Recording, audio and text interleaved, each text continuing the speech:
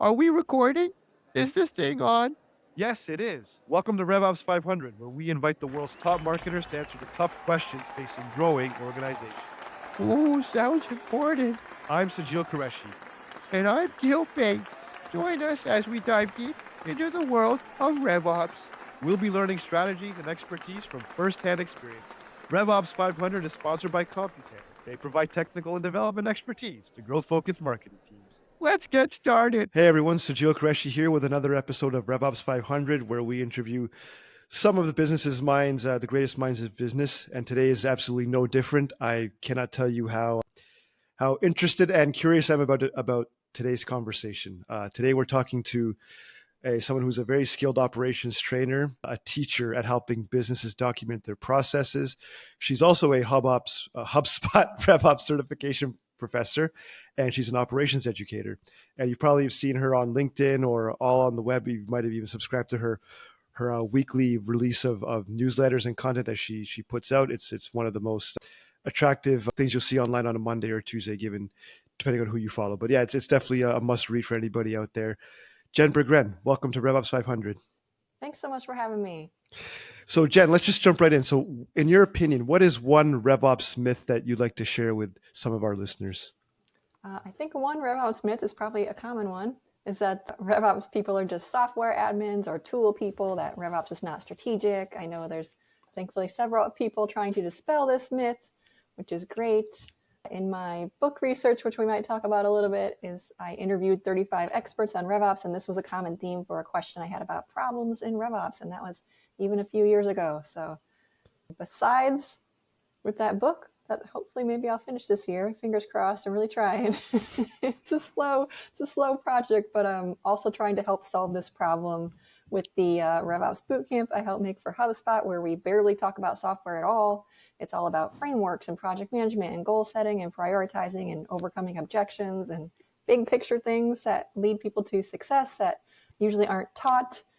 I know there's a lot of info out there about how to use software from software companies, but there isn't as much info about these other skills that are harder to learn. But since I'm in research mode, I'm interested to hear what's a common myth that you've been hearing. Well, I mean, there's so much to unpack there. One is like, okay, you start off right at the back saying that it's not about software. It's about, it's not really a technical thing, and that there's people who are very, very technically oriented people that are really into the programming that much.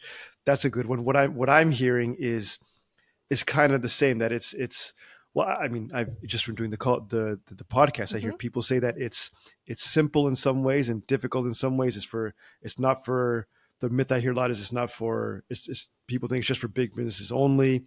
So I've heard a lot of different things about it. But what I'm curious about from you, Jen, is that you said there are things that that aren't necessarily taught all the time. And when you're doing these boot camps for HubSpot or even on your own, what is it that you're teaching professionals? If it's not how to create workflows in a CRM or how to manage contacts, what are you teaching them? They can take for that. But yeah, so what do you teach them? Like, what is it that you focus on the most? Prioritizing, like how to prioritize projects, how to make a roadmap of your projects, and how to present that information so that everyone can agree on, like, this is what you're doing. So you're to help kind of fend off those 10,000 requests from every single department in the company that somehow RevOps ends up receiving, partly because a lot of people don't understand what RevOps should be doing. So they're like, they're just our support team. They're our tool admins. We're just going to send them 10,000 requests. And we also teach, there's like a role play about overcoming objections, I think I mentioned, and the kind of career and hiring frameworks about skills to learn. And I'm sure I'm missing a process mapping. We do 2 sessions on process mapping. It's documentation. I'm big on that, as you know. Yeah, absolutely. In the group. Yeah. So those are some of the things we teach in that boot camp. And it's kind of progressive order of, they get like a big workbook to document their work, of course, and to show their manager that they put together kind of a strategic plan for how their RevOps department or function should be moving forward.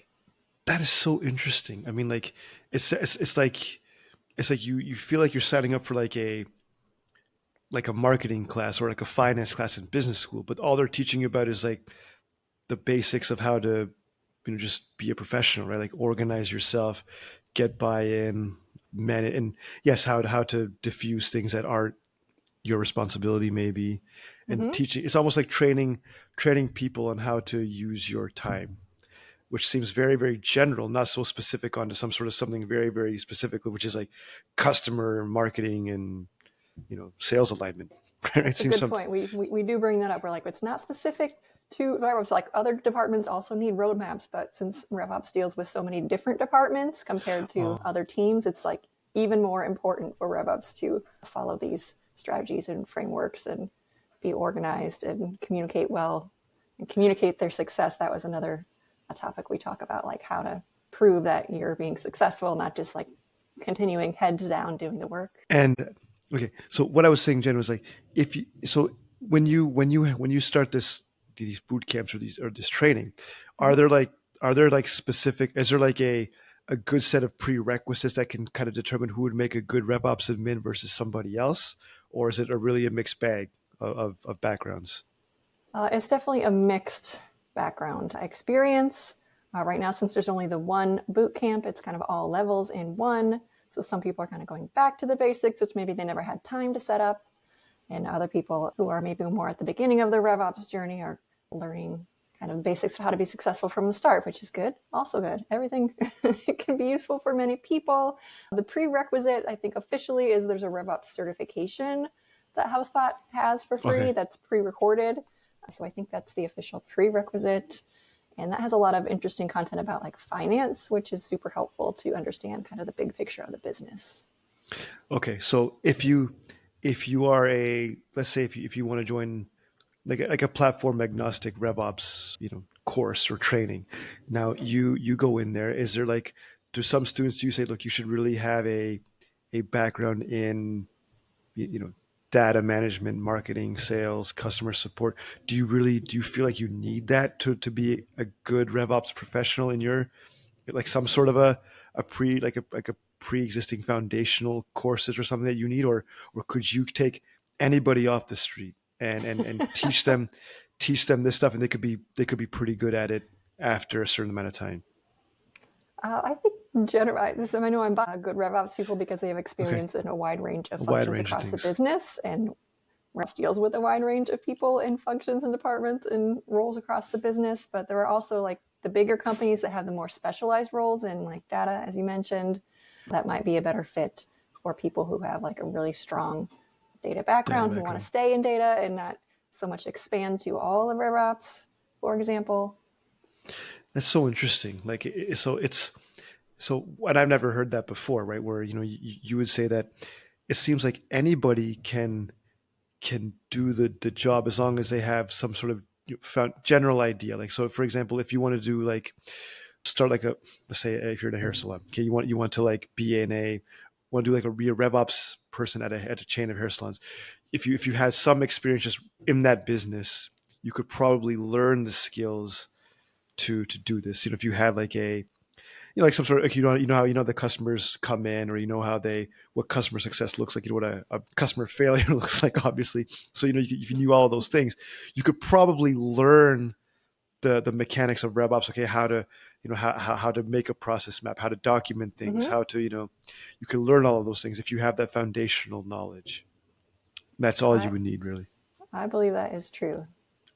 Wow, then that is a big myth, right? Because people will say, well, you need to have some CRM knowledge, some expertise in it, but those for tools are for meant to some be, roles, for like higher level roles, but for that entry level, yeah, which is good because everybody. I mean, it's a very new thing for most people to think about. What does RevOps do? And these even CRMs are new for most businesses, right? So I mean, like, everybody's kind of learning as they go. I mean, even if you go into HubSpot now, when you did 6 months ago, it was a totally different application. The UI changed. Everything is totally different. Where's the context field? Where does everything go? So, and there's new modules coming in. It makes a whole new system. So we're all kind of in this learning as we're going type of mode, which is it's an interesting. It makes total sense. What you're saying makes total sense. It's just something I never really you know heard before. So that's you have a great point too about everyone's learning. Remember that everybody else is always learning, and the tools change every day, especially HubSpot. So there's updates every day, so don't feel like you're behind maybe as much as you think you are, because again, everyone's learning. And is that maybe why it sounds like when you go about teaching it to people, you don't get too much into the software, because the software can change, but the mechanics of what the software is supposed to do should The stay. principle sort of. Yeah. Yes, should be the same. Interesting. Yeah, and that makes a lot of sense, right? Because like, if you think of like an accountant, I mean, the software they use could change. It could be QuickBooks today, Mm-hmm. or slow magazines tomorrow, right? It could be something different. But the generally accepted accounting principles. Here are your debits. Here are your credits. Here are your expenses. Here's your profit. Here's your losses. Those things, you need to know how to report those things, regardless of what platform you're doing or where you're reporting that stuff. Definitely. Interesting. So what is like the coolest story that you've seen in all of your experience with RevOps people and the business that they work in? I mean, you're running these boot camps. You're probably seeing people come into the boot camp with some pretty unique backstory, some unique challenges that they've had to solve. What's been the most memorable one? I thought, wow, that one's really interesting. These specific examples are a little hard for me, but I can tell you that what I like hearing about the most is when people get jobs, or when they get promoted, or when they get more resources for hiring more people because of what they learned in the bootcamp. Wow. So you actually teach them how to do that, how to get more budget from like a boss or a superior. Wow, that's pretty interesting. That's pretty interesting. If they use all the resources, they can prove that there's a case for needing more people, or like, here's our success, proving our success, I think I mentioned. So it helps make it the work makes it more visible, making your work more visible to the company. And you mentioned that like, one of the things that you teach is how to make the work more visible. So how does somebody do that? How do they make themselves more visible? I'm going to say my favorite word of documentation.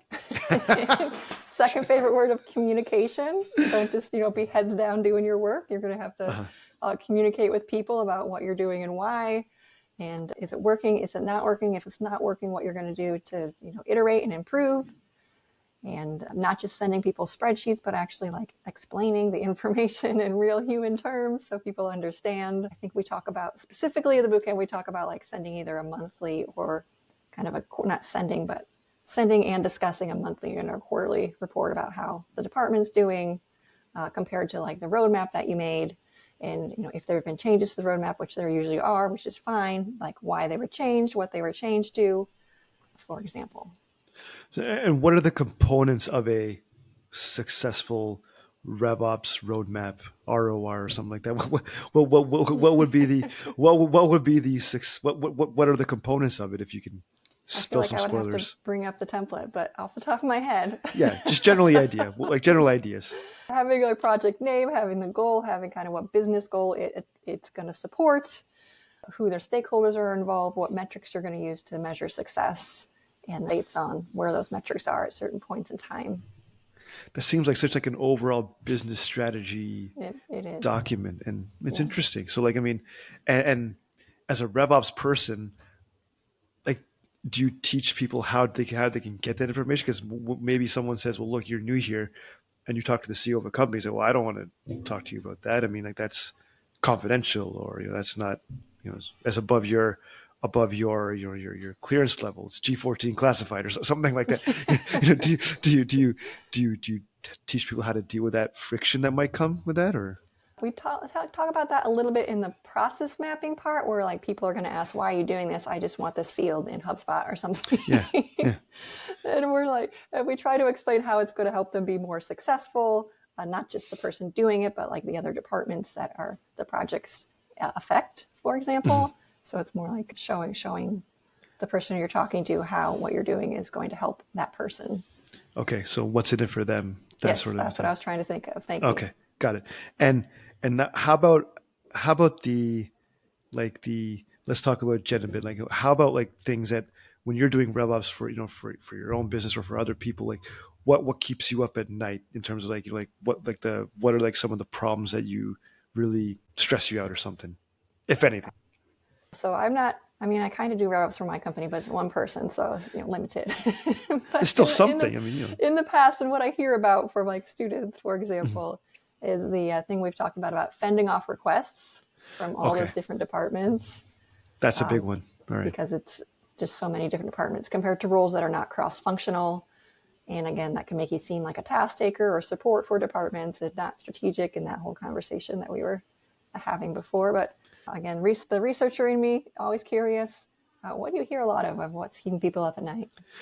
I hear a couple things. One is like something related to bad data. They're getting bad data that comes in and they feel like it's just too messy. It's overwhelming. They can't Basing deal with it. insights off of bad data is not good. Yeah. And they feel like they need a data analyst just to, solve the data problem. They say once we solve the data problem, the whole world will be a merry old world. Like it's one of those things. If it's like a chicken egg scenario, look, I can do this, but I need this first, and I can't do this without the help of other people. And getting those other people's time is frustrating because they say, well, I've got my other job to do. I've got my own responsibilities. I don't have time to clean up, your data problem. So people why it's important. Going back to that. Yes. Going back to that. So they probably should take the courses, right? Because like they could convince people, why it would matter. It could be more revenue. It could be better decision making. But they don't see it that way. Another thing is also I hear people having a hard time articulating the value of what they're doing. Yes. And like that goes back to what you said earlier, reporting, like just showing people, okay, look, this is where we were. This is where we are, and this is where we're going. And that's a very difficult thing to do and getting people to focus on because, it's slide decks and it's boring. Everyone's busy and everyone's overwhelmed with communication and Mic's on mute and they've got multiple tabs open, notifications coming in. So they don't always pay attention. And I've heard that a whole lot from people. And then it's just like, then it could be system related things like, like the system is not doing what I wanted to do, or it's very expensive for me to get the system to do what I needed to do, to get these two systems to talk to one another. Those are definitely things I've heard a lot of. And it sounds like those, like it's things that you address pretty often because you've heard that story. You've heard these songs multiple times. I've heard these songs, yes. Yeah. Verse, chorus, verse, bridge, outro. You've heard the whole thing all the time, right? So it's nothing new, nothing really different. And like, so so that's what keeps you up at night is more like the concerns that people have about, like they're just keeping them like how to help people with this. How to help problem. people. And fending off requests, which are just more like product support, which they can go to whomever they bought the product from for that stuff. While you do, as a RevOps person, you do something very, very strategic and not just reactive all day long. And, and where did like this whole idea of getting into RevOps and documentation and stuff like that, where did all this come from? Where did you first realize this was something you wanted to get, that you had a passion for, you wanted to get more involved in? The RevOps part was for starting as employee number one at a company which originally called itself a MarTech company because the word RevOps wasn't really circulating yet. Mm-hmm. It was Nicole Pereiro's company. I know you interviewed her. Absolutely. A little while ago. Mm-hmm. It was called Remotish. It's since merged with another company, but I'll talk about it as Remotish because that's what it was when I was there. As employee number one, I had a variety of jobs that kind of started in kind of marketing content because that was kind of my background was more in the content side. And then I moved into client servicing for their HubSpot MarTech work and then managing the client servicing people and then the operations for the business. And through that time, the word RevOps, we were seeing more and more and realizing, hey, that's actually what we're doing because we're not just helping the marketing departments, we're also helping service success departments, sales departments, and trying to tie them all together using HubSpot for that specific company. And I started researching the word RevOps and finding all kinds of conflicting information online in 2020. And so that's what got my idea of doing this book of like, I'm actually going to have to like get people on a call kind of like this, but not as fancy as a podcast, but and ask them the same set of like 15 questions and kind of compare all those answers. And I'm finally trying to release that this year as a book because that was another life goal of mine is writing a book. I'm like, let me combine all this research with the book. I also used some of the research for that bootcamp. So that made me feel like it was at least getting used to start with. So for everybody listening, yes, Jen is working on a book, appropriately titled "What is RevOps," which is the current working title. Is that right? The working title is the working title. What is RevOps? Yeah, and that's a great name for a book. It's also probably a great keyword to be ranked for in Google too. Like it's What I'm thinking, yeah. yeah. so You got so it. like yeah. So I mean like and what have you found from the people that you have been talking to? What is RevOps, Jen Bergren? What is it? From what you Now, I found? should know. I should have my definition off the top of my head, but I don't. But there are kind of three principles: people, process, and tools. Okay. And I need to have that definition off the top of my head. I do not at this moment. And you know what, Jen? I've heard that I've heard that defined in about 15 different ways. People have said, "Oh, Yeah. it's the alignment of sales and marketing." Some people say, "Oh, it's how you approach customer success with your sales team and your marketing team." It's three buckets of tools, people, and technology. Like I've heard of so many different definitions. That's just because the field is so changing, right? Like Yes.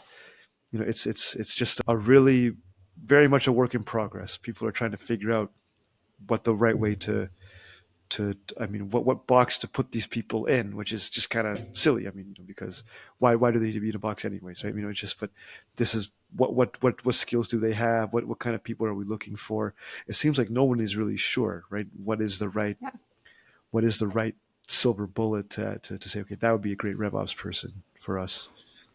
Yes, and you touched on some things: sales, marketing, customer success. I think I'm pretty sure it's in that definition, and customer journey, the whole customer journey, the whole revenue journey in there as well. And I'm not saying like whatever definition I came up with from interviewing all these people and trying to collate the information is the right definition, but I think it is important to have a definition that's not completely different at every company, because that leads to its difficulty making career paths, difficulty changing companies if it's different at every single company. Like, how do you hire, because the skills are different at every company? It just causes a lot of problems. Yeah, and look, let's be real about this. Like a marketing person who's marketing the sale of popcorn at movie theaters is very different than someone who's marketing the sale of water bottles to distribution companies, right? But they're both doing marketing, right? So same thing. If RevOps, and it's like the same sort of activity. Okay, we're trying to drive awareness for these people to act a certain way based on activities that we do. RevOps is similar. I mean, a RevOps at a company that makes podcast microphones is different than RevOps at a marketing agency, right? But it's you know what it is when you see it, and writing a book can help people to at least identify what are those traits that we're looking for, what are those questions that we need to ask to find a good RevOps person. Like, for example, maybe a marketer could be, how much demand have they generated? Or do they have a track record of this, or they don't have a track record of that? What vertical? So maybe with RevOps it could be something similar. When in the book you could find out, okay, yeah, these are the things that they're good at, and these are the skills that they might need to look for when you're hiring a RevOps person. Now, when it comes to the book, are you trying to have people who you're trying to get it to read? Is it like people who would hire RevOps people? Is it business owners? Is it other RevOps professionals, people who want to get into the industry? Like who are you who you're planning on aiming this at, in your opinion? I think it's people curious about what RevOps is. That's one group, maybe who are at the beginning stages of their learning journey, and then people who are looking to kind of help elevate the profession and create career paths, and those topics I mentioned about helping facilitate greater understanding of RevOps so they can share knowledge more easily and be more successful once people understand what they're actually doing. That's a very noble mission to take on, because it's not an easy one, right? It's not easy. I'm trying, but we'll see. I think it'll help at least a little bit to have another book out there about RevOps. So. And the good thing is, Jen, you are a very curious person by nature. You do read a lot, you document a lot, and you share what you're exploring, right? And so that should help people to, figure out, like, okay, well, this book doesn't have a lot of answers, but at least it has maybe has a better set of questions that people should be asking when they're trying to figure out their own journey through this new field, basically. Definitely, yes. That's what I'm trying. And like this passion for documentation, like where did that come from? Because not many people like to document. It takes like a certain type of person who really loves to document things. Where did that come from? Is that something you've always had when you were a kid, or is it just something new? Like what What's the story That's a great behind that? question. Looking back on it, I can see I've used documentation throughout my career. For example, a lot of the jobs I had were like the first role. I was the first person in the role. I was taking on that work from my manager. So definitely before I left, I would document everything so I could train the next person without all that work being pushed back to the manager. That's something I did for the first couple of jobs I had, which were in graphic design, which is a whole other story of my weird career journey. I also used documentation to try to get a promotion because at one corporate job I had, like my manager changed 5 times in 1 year. Nobody knew what I was doing. I was young. I didn't know that was a problem. I'm just like, I'm doing work. I'm helping all these departments with their requests, which wasn't RevOps, but it kind of sounds like it. So I had to like make a case for like, hey, I'm doing all of this work on top of my regular job description. And I didn't, because it was corporate, it took too long for that to actually happen, like the promotion to actually happen. I left and started my own business, but that taught me another use of documentation. And then when I started working for Nicole, we would document a lot just because we knew we would be growing the team because it was such early stages, and also so we could repeat things without having to think about it, especially like the customer onboarding and offboarding process, things we wanted to improve, but you can't improve something if you don't know what's actually happening, if you're not running it in a consistent way. Super hard to improve. So those kind of started. The real focus on documentation was at Remotish because we knew we would be expanding the team. We wanted to be efficient as a small team. And when I was making all this knowledge management and documentation stuff, I didn't see very many resources out there. So that's why I decided to make a course on it. And in your opinion, what are some key ingredients of good documentation? Is there like a certain length? Is it how it's written? Is it, the format? I mean, what is good documentation? What are some key things? It's a tough question, but I'll do my best. I'll do my best to answer. I would say that it is clear that it's written for the user and not for yourself, unless you are the only user. So making sure you ask for feedback early and often, like, hey, is this clear? Can you run through these steps? Having peer reviews of your documentation in the early stages, not taking like a month to write this giant document and then saying it's done, because it's never done. You're always going to be improving the process and the documentation for the process. I would also say having multiple formats, maybe not all at once. Maybe you just start with text or word video or whatever format's easiest for you to start with that, but then add in like text and video and screenshots and process maps, because different people want to learn in different ways. And also some things are easier to understand in different formats. Okay, so different formats is a big one. And then you said like, just writing for the writing for the reader, not for the writer or the preparer. Writing, filming, whatever the medium. Filming, now, yeah. So now I have a question which is related to, I'm going to steal your time. So I have a question related to our own business here. Okay. And we always have this like, we have this. There's some of us who like to write, like I like to write, and some people on our team love to write, but we're always very offended when nobody reads what we read. Did anybody not read the instructions? How could you not read this? It's so clear. I mean, I spent so much time, writing this beautiful masterpiece, and you don't even trucking read the thing, so it's kind of like, how do you get around that? Like, you can write the document, but nobody reads. How do you get people to read? What is the trick there? What's the magic trick? I don't know. I don't know if it's magic trick, but building that culture of using documentation of communication, of when you're answering someone's question, also including the documentation as a reminder. Hopefully another thing about good documentation is you might have like anchor links within the document for the subheadings. So you can like send people just to that specific part of the document. They don't have to skim the whole giant masterpiece that you talked about for their one question. Things like that. And then kind of building that culture of like sharing documentation, getting people involved, asking for feedback about the documentation, asking other people to be like editors or approvers, can help get them to have, buy-in and remember that it exists. And let's see, so many things. I know I'm rambling, but also making sure it is accessible, that everyone has like permissions and they actually know where to go to find it, and it's easy to find, and it's not like they have to remember some weird like SharePoint situation of how to get there. That's the case with us. We do have weird SharePoint situations. So that's why, then sometimes they don't have the access, and sometimes, we wrote the document, but the person who was now supposed to read the document wasn't in the team when the document was made. So the And permissions, yeah. permission is there, and then you have to show them where it is.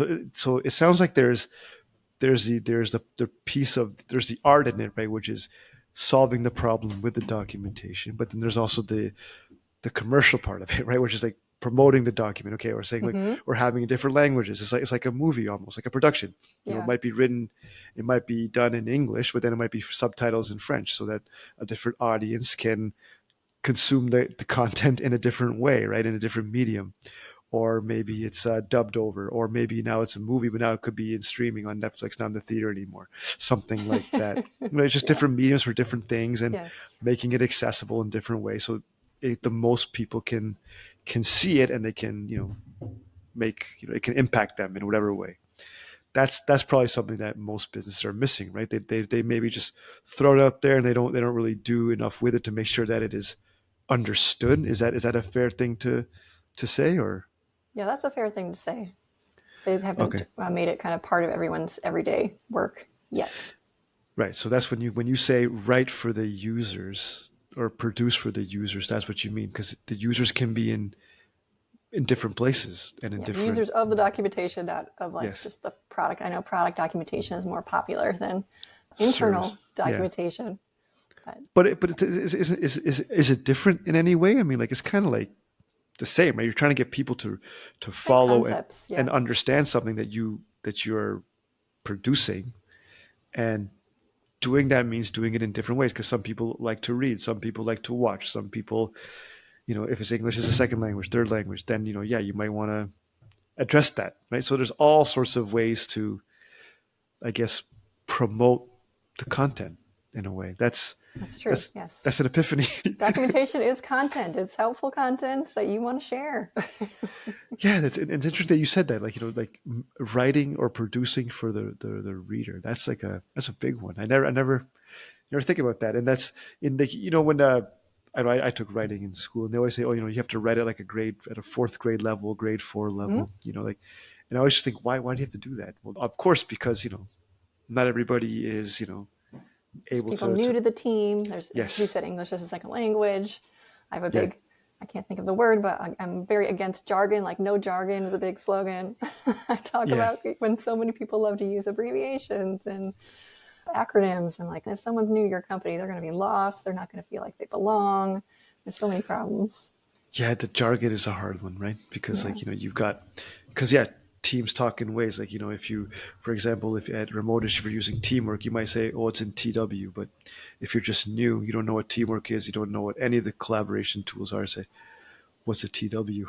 And you can't Google that, right? It's just kind of, it'd be something. That's right. You can't way Google off it if it's company jargon. Yeah.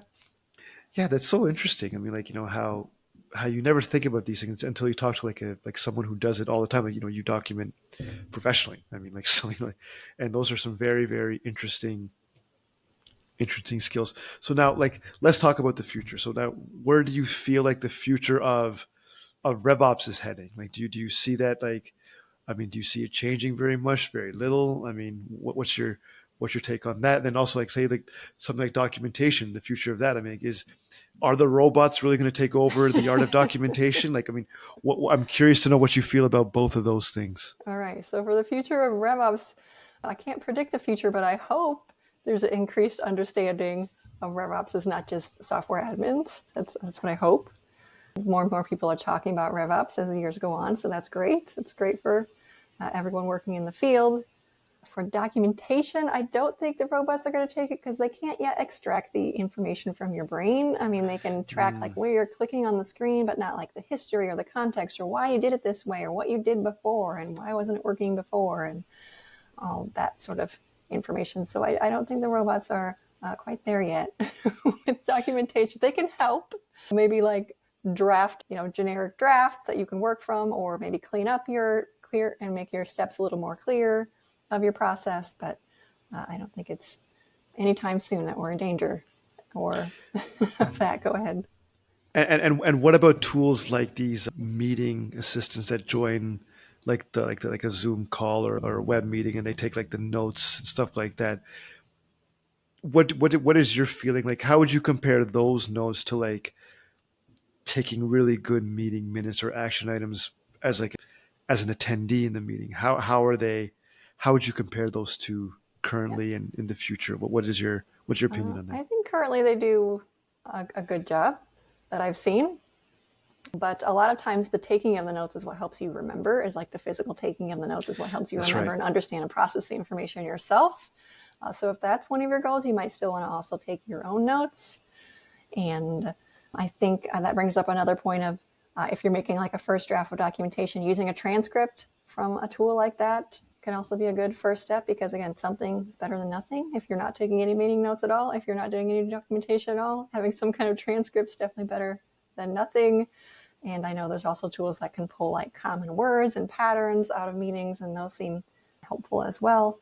And you had a second part to that question, and I have now forgotten it. So can you? The future, like so I mean, basically, no, it was the future of of documentation, and if you feel like the robots were taking over, and if you don't feel like they are, then they aren't, and comparing the notes from like a person take, and so you actually said it, like a person taking the notes is taking the notes so that they can actually understand what was talked about, whereas maybe an AI is just giving you the notes so you have them for the future or to forward off to somebody who wasn't there. Mm-hmm. It's a very Right. different, It's a different different goal. function, different Yeah. goal. Thank you. Yeah. Different goal for the notes, and it's interesting because again, you don't think about that stuff, but that's kind of how we grew up, right? We would take notes from like an overhead projector. I'm showing my age here, but like overhead projector, or from a screen or a chalkboard, and True. you'd All write, those things. Yeah. yeah, you write them down or you type them out or whatever, and like just because it's the act of understanding. It's not that you just take a picture of it and there it is, but you just the idea of you writing it and you reading what you're writing, and it's getting kind of engraved in your brain that this is why we have it that way. Yeah, it's just simple. I never really thought of that. Like like the documentation part is actually the learning part. Even still, hasn't changed. The human hasn't changed that much. So interesting. That brings up another point of, if you're documenting a process and you don't know parts of it, like parts that affect another department, that'll make you learn more about the process, communicate more with that department. Like, hey, how does this fit in to the process? How does this affect you? So that can also be part of a learning process, is making the documentation. And what is the best? So you're like, look, documentation is an art. Okay, do you agree or disagree? It's an art, right? Is it, in your opinion? I agree. It's Yes. an art, right? So now you are an expert at documentation, right? You must have, I mean, every writer's got one. You must have a really shiny piece of documentation that you have done. You feel like this is my Sistine Chapel. This is my my piece of work. This is my Mona Lisa. Do you have one or you don't have one? I don't know if I have one piece of documentation. So you got a box set. You got a whole box set then. Oh, that's great. I mean, there's so much documentation I made for my last role that I like iterated on over years of being there, and then improved as I went along. And I would probably improve even more now from learning from what other people are doing, from people who take my class, and from the research I've been doing about additional best practices. So since I'm always learning, I'm not sure I have like one perfect piece, because I always learn like new ways to improve. But are there pieces that you're particularly proud of that you've done? Say, wow, I did this and it was really good. People followed it. My message, my story was heard and understood, and it's being followed to the letter. Well, not to the letter, but to it's being followed and understood in a very good way, and it has longevity. And I mean, you must have those pieces that of, right? I mean, It's hard for me to think of specific examples, because I was always like breaking things up in different ways, and like making one document connect a couple of smaller documents when it was getting too big, and always changing that sounds things. amazing too, though. I mean, just to see that, like, wow, like how does that work? So you got the main movie, then you have the side stories underneath. Kind of like a it. table. Maybe if there were so many topics, there'd be like a table of contents documents that would like link off to the other Wow. documents sometimes. So you'd have one document linking to another document, and then you just kind of and then Yeah. like the interlinks would just shoot you to different chapters in different books. Like that sounds pretty interesting. I mean, I'm just kind of nerding out here, but that sounds pretty interesting. And if people could actually get behind that and understand, okay, this is in the main book, and these are in kind of like the the spin-offs. Yeah, we would put like start here in the title when there was that kind of situation. Wow. Like that seems like a project. I mean, that'd be interesting to. I mean, that's got to be a Sistine Chapel sort of feeling that, wow, this is great. I mean, you got all this stuff, and if people can actually follow it and they read it and they understand it, oh, okay, I get it. Then like that's something, right? That's like a story being understood and people taking something from it, right? I mean, like, do you have that ever happen? Like where someone says to you, like, oh, you're Jen. I read your the documentation you left at your previous role. I thought it was phenomenal, or thank you for writing that, or anything like that. I mean, has ever had like some experiences like that before? Or? Yes, because I also created an onboarding program where we also taught people about documentation as part of like the company culture situation, and like how to do their best work, and like what parts each person is responsible for. And so people would be grateful that it existed because they're new to the company. Now they can just go and self-serve answers besides asking questions if people are online at the same time, for example. But it helped, I would say, empower people to understand what is happening in the company, no matter what time zone they're in, for example. Yeah. So, I mean, like that's pretty powerful, right? I mean, like, you're making life easier for people, all over the world, with different goals, desires, job functions. You're helping them get consistent messaging from the company, right? And that sounds like a Sistine Chapel to me. I mean, like those documents don't exist. They don't exist in most companies, that's right? True. So that's true. So I mean, like that's interesting that that could actually be a thing. I think documentation is art. I've never written a document where in terms of like a business doc, where I felt like, that one stands alone on its own. No, I've never got to that point yet, but like it's definitely something to strive for. I mean, like, where people can actually read it, follow it, and then it stays evergreen. It can be changed and modified, but the genesis of it stays the same, and people are continuing to learn from this stuff, because that's what good documentation is. It lasts, and people are able to follow through with it. And if you actually have some of those in your career, that's very rare, because most of the time it's just just toss it together and throw it out there and email the PDF, mark it done in the collab tool, and move on to the next thing. So you have those. Wow, that's interesting. I mean, like, I wish. A lot of things I made at Remotish were like things I wish I had at previous jobs, and now what I'm trying, the same things I'm trying to teach people. Yeah, but and even like on the outside looking in, when people like so we're a HubSpot partner and everything, and like people if Remotish team members would go to different places, you would always feel like they at least they kind of seem organized, right? They do seem very, very okay, this is what they do and this is how they do it and whatever, and they seem organized. That the world is small, right? So you always do kind of people from one group to another. I mean, they have reputations, they have good, bad, everybody's got it. So yeah, that was always a thing, and now we know the story, right? It was in the documentation, right? Well, I mean, like, so I'm trying to think what else I could grill you on while I have you here.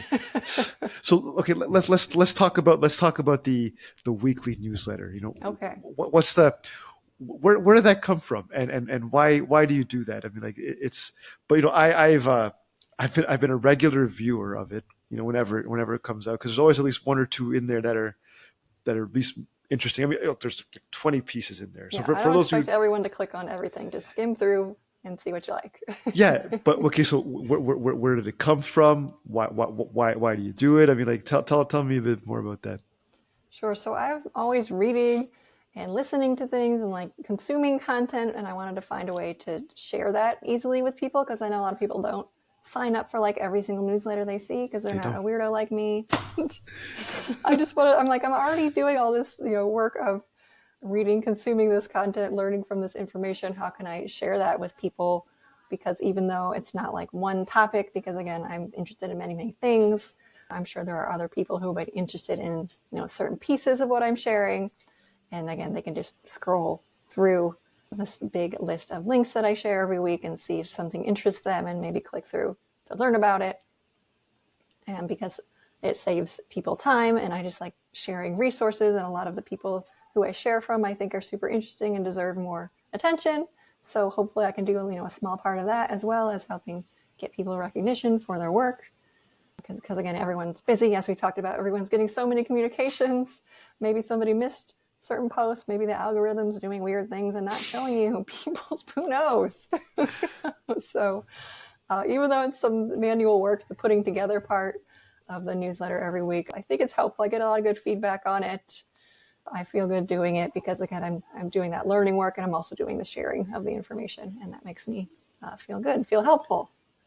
That's nice, and like it's sometimes like the content in the newsletter is so different. Like, you'd have like one. I mean, I can't think of an example, but like there's like one piece which you feel like, okay, that's kind of typical Jen, for her stuff, and there's something just totally off the wall that's in that list. Like, how'd that get in there? Why that one? And sometimes I've even curious. I've been curious to even ask, like, Jen, you like that one, or why'd you put that one in there? It's totally, kind of. I don't want to say it's off messaging, but it'd be kind of like like a yellow car and a red car factory. Let's say something like that. It just seems like though sometimes as a regular look viewer of the articles in your list, I would say, okay, like that's really different than what's typically in there. What do you think those? I mean, is that just because just maybe something just speaks to you one day and you just put it in there, or what is it? Is it totally random or what? I don't know if it's totally random, but if I think it's interesting that could help other people, even if it's not, I don't even know what exactly my brand is because I like so many different things. That's so right. It's hard to really categorize anything. That's why in the newsletter I just categorize it by like type of platform or type of platform instead of like trying to say this is RevOps and this is learning and development, because they all kind of interconnect and overlap, and all of my interests are kind of intertwined. There's like marketing stuff. There's like some stuff about like accounting in there. It's like, what's that doing? Like, I mean, like it could be anything. And it's like, okay, well, interesting. And it's funny enough. Like, I found myself clicking on those random ones more than the usual one. Ones might be ones like you don't sign up for those kind of newsletters. Like it's not something you normally see. So now you're helping discover it. Yeah. Yeah, I kind of look at it like as now. I know we're off topic a little bit here, but I kind of look at it like I'm tuning into the radio, right? And you don't know what you're going to get when you tune into a station. It could be anything. One day they could be talking about Indigenous rights. One day it's a comedy show. One day it's gardening hour. You just don't. They're all different topics, but they're somehow related, but they are not related. I don't know if that makes sense or not, but like it's kind of, and so that's kind of what the newsletter is for me on Monday or Tuesday. I look at it, I say, okay, what she got today? Oh, interesting. All right, I'll give it a shot. So like I just I don't click on everything, but one or two, and okay, thanks, Jen, and I just kind of move on with my day. But like I'm glad to hear it's helpful. I oh yeah, no, it's like because you said, like as you said, it's like a good abstract of maybe of the week, or if just things that you read. It could have been older, newer, but it's just interesting to see what clicks with you, and then if it clicks with you, what it kind of, why is it there, why is it not there, and you'll see other people say, oh, I read that one too, and it's, oh, interesting, okay, maybe I'll check that one out. There's that like that momentum that gets built. So yeah, it's always entertaining. Definitely is. It definitely is. So look, anyways, Jen, this was a lovely conversation. I mean, I learned quite a lot about, because most of the time we don't talk to people who are in like, first of all, they're not teaching other people RevOps, and so we learned a little bit about what a RevOps person is, what they're how they can be taught, what gets taught to them. We've talked about documentation, of course, and what that means and how important that is, and of course the newsletter. We kind of went through that a little bit too, and the book, What is RevOps? Jen, how can people connect with you? How can they learn more about you and what you're doing? Sure. Well, I'm on LinkedIn like every day, so that's a good place. And I also have a website that's my name, jenbergren.com. Those are probably the top two places that I'm easiest to find. Okay. Well, I appreciate you, Jen, coming on and breaking bread on this stuff with me today. It was totally different, and it meant the world. So I really appreciate you doing this. Thank you so much. And for anybody listening, if you enjoyed it, please give Jen a follow. Look at her stuff. She's really good at what she does. The documentation. Sign up for the RevOps bootcamp if you'd like to. Check out the book, What is RevOps? If it comes out hopefully this year. If not this year, then definitely early 2025, right? So that's something like that. And this has been another episode of RevOps 500. And thanks everybody for listening. Take care. And that wraps up another episode of RevOps 500. Thanks for joining. For show notes and other episodes, visit us at RevOps500.com. RevOps 500 is sponsored by CompuCare, providing technical and development expertise to growth-focused marketing teams.